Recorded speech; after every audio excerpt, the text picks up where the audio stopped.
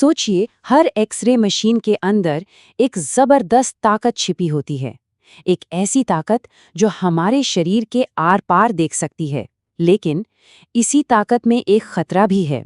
अगर इसे काबू में न रखा जाए तो ये मशीन खुद को भी तबाह कर सकती है। तो सवाल ये उठता है कि इतनी शक्तिशाली मशीन आखिर खुद पिघल क्यों नहीं जाती? चलिए आज इसी सवाल का जवाब ढूंढते हैं और समझते हैं उस छुपी हुई रूल बुक को जो इस जबरदस्त गर्मी को कंट्रोल में रखती है। तो चलिए थोड़ा और गहराई में चलते हैं। ये जो दिख रहा है, ये है एक्सरे ट्यूब, मतलब मशीन का दिल। इसका काम करने का तरीका देखा जाए तो बड़ा सीधा है। ये इलेक्ट्रॉन्स को एक मेटल टारगेट पर फायर करता है, जिससे एक्सरे पैदा होते हैं। लेकिन असली कहानी यहीं से गर्म होनी शुरू होती है। सच में। तो इस पूरी कहानी का असली विलन कौन है? वो है हीट। बहुत सारी हीट। और जब मैं कहता हूं बहुत सारी, तो मेरा मतलब है 99% से भी ज्यादा।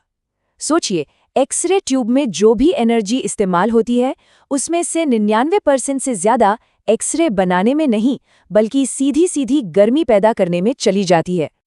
मतलब ये प्रोसेस कितनी ज्यादा इनएफिशिएंट है ना? इसका सीधा सा मतलब ये हुआ कि एक्सरे ट्यूब को चलाने का असली चैलेंज एक्सरे बनाना नहीं है, बल्कि उस बेहिसाब गर्मी को मैनेज करना है। एक अंदाजा लगाइए, एक एक्सरे एक्सपोजर के दौरान एनोड का जो फोकल स्पॉट होता है ना, वो 2500 डिग्री सेल्सियस तक पहुंच सकता है। ये इतना गर्म है कि टंगस्टन से बने टारगेट को पिघलाने के बहुत करीब पहुंच जाता है। सोचिए, जैसे किसी छोटे से तारे के सेंटर को कंट्रोल कर रहे हो, और अगर इसे ठीक से मैनेज नहीं किया गया तो ट्यूब फेल हो सकती है, जिसका मतलब है महंगा खर्चा और इलाज में देरी। तो सवाल ये है कि इतनी जबरदस्त गर्मी को संभाला कैसे जाता है? खैर, यहीं पर मशीन की शानदार इंजीनियरिंग काम आती है। गर्मी को बाहर निकालने के 3 मेन तरीके हैं। पहला है रेडिएशन, जिसमें गर्मी इंफ्रारेड किरणों की तरह फैल जाती है। दूसरा है कंडक्शन, मतलब गर्मी एनोड की गर्दन से होकर रोटर तक पहुंचती है। और तीसरा है कन्वेक्शन, जिसमें ट्यूब के आसपास का तेल इस गर्मी को सोख लेता है। और यहाँ इस डायग्राम में हम देख सकते हैं कि ये तीनों तरीके एक साथ कैसे काम करते हैं। रेडिएशन, कंडक्शन और कन्वेक्शन, ये तीनों मिलकर एक टीम की तरह इस खतरनाक गर्मी को सेफली बाहर निकाल देते हैं और ट्यूब को महफूज रखते हैं। लेकिन सिर्फ एक अच्छा डिजाइन ही काफी नहीं होता। असली कंट्रोल, असली जिम्मेदारी तो रेडियोलॉजिक टेक्नोलॉजिस्ट के हाथों में होती है, और वो इसके लिए कुछ बहुत ही जरूरी गाइडलाइंस का इस्तेमाल करते हैं। ये हैं वो 3 अहम चार्ट्स जो किसी भी टेक्नोलॉजिस्ट के लिए सबसे जरूरी टूल हैं। पहला, रेडियोग्राफिक रेटिंग चार्ट, जो बताता है कि हर शॉट सेफ है या नहीं। दूसरा, एनोड कूलिंग चार्ट, जो शॉट्स के बीच कूल डाउन टाइम का हिसाब रखता है। और तीसरा, हाउसिंग कूलिंग चार्ट, जो पूरी मशीन को ओवरहीट होने से बचाता है। तो चलिए सबसे पहले उस चार्ट पर फोकस करते हैं जो सबसे ज्यादा इस्तेमाल होता है, रेडियोग्राफिक रेटिंग चार्ट, और देखते हैं कि ये हर एक एक्सरे शॉट के लिए एक सेफ्टी चेकलिस्ट की तरह कैसे काम करता है। तो इसका नियम बड़ा सीधा सा है। चार्ट पर जो अलग अलग लाइनें हैं, वो एक खास करंट सेटिंग, जिसे MA कहते हैं, उसे दिखाती हैं। अगर हमारे एक्सपोजर का पॉइंट, मतलब KVP और टाइम का कॉम्बिनेशन किसी MA लाइन के ऊपर चला गया, तो समझो वो खतरनाक है, वो अनसेफ है। KVP मतलब एक्सरे की पावर और MA मतलब एक्सरे की क्वांटिटी। बस इन्हीं दोनों का बैलेंस बनाना होता है।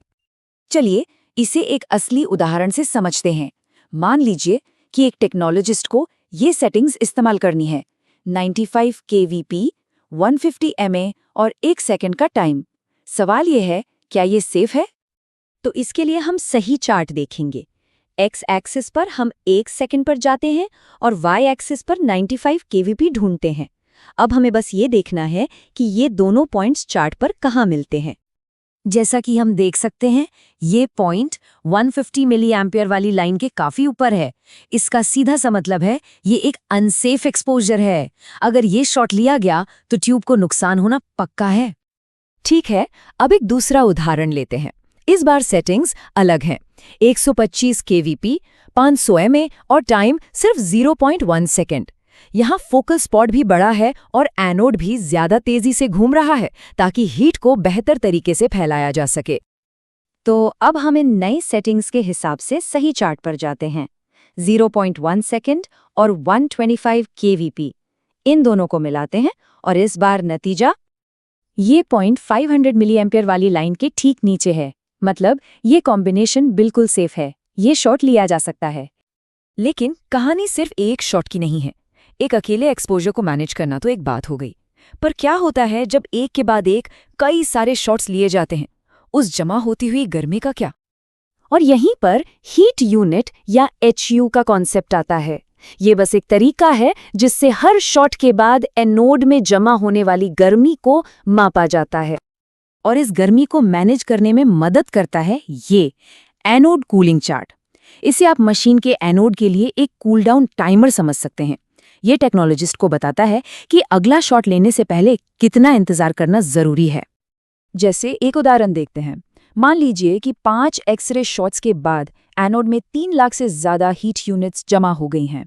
तो चार्ट को देख के पता चलता है कि एनोड को वापस एक सेफ लेवल तक ठंडा होने में करीब 6 मिनट लगेंगे और पूरी तरह से 0 पर आने में पूरे 15 मिनट। तो इन सब से हमें क्या पता चलता है? यही कि ये चार्ट सिर्फ कुछ ग्राफ नहीं है, ये असल में वो ज़रूरी टूल्स हैं जो एक्सरे ट्यूब के अंदर की आग को काबू में रखते हैं।